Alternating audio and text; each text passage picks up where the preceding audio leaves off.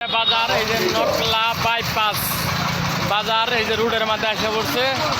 গরু আর আড়াইতে পারে না। এই যে ড্রাইভার সাহেব এখানে উল্টা পাল্টা বলে ভাড়া চাচ্ছে চৌরাস্তা 10,000 টাকা। এই যে দেখেন নকলা বাইপাস বাজার। এই যে দেখেন কিরম জাম পুলিশ। এই যে পুলিশ আছে এখানে। এই যে পুলিশ ডিউটি করতেছে, নিরাপত্তা দিতেছে সকলকে, এনে কোনো সমস্যা নাই।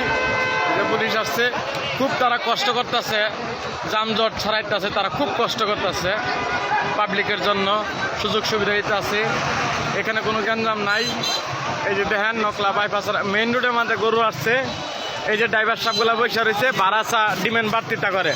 এই যে মুন্না বাদা গরু বাড়ি, সে চৌরাস্তা চাচ্ছে, একজনের চাই 10,000, আরেকজনের চাই 12,000।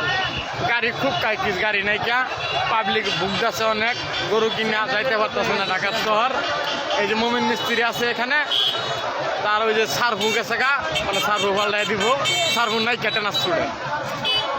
এই যে এই যে বাটকান্দি থেকে আগত এই যে ছেলে দেখেন, ভাই আপনি একটু তাকান না, এটা আপনার দর্শকতে হোক, তাকান।